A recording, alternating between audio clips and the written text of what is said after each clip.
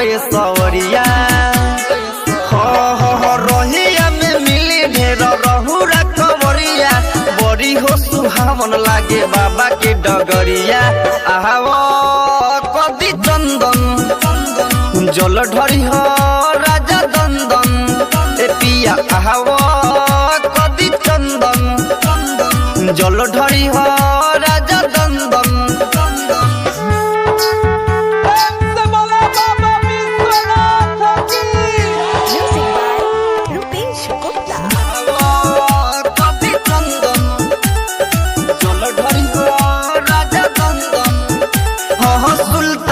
गंज से है जलवा भराई भूली हो न रह जाई बात हो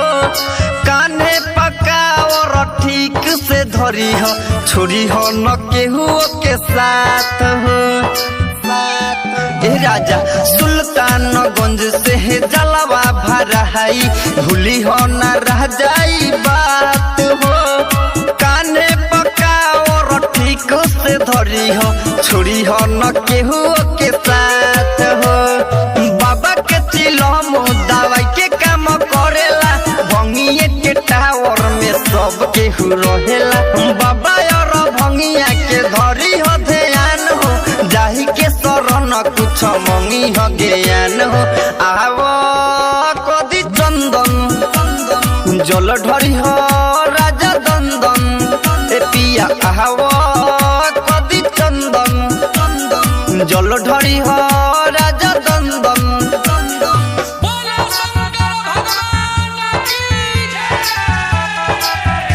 म्यूजिक बाय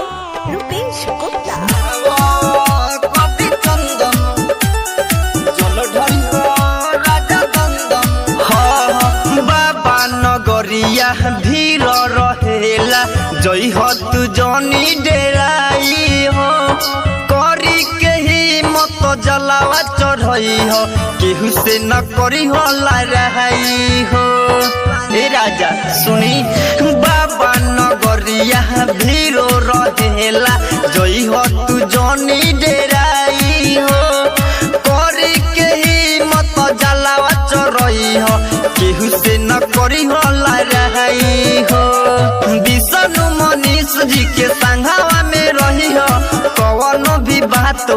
पारा का से कही हो बारावादी विक्रम पिया बात न भूलई हो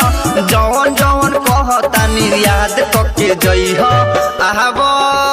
कदी चंदन जल ढरी हो राजा दंदन ए पिया आहाबो कदी चंदन जल ढरी हो राजा दंदन स्टार डिजिटल रिकॉर्डिंग स्टूडियो बसंत बाजार।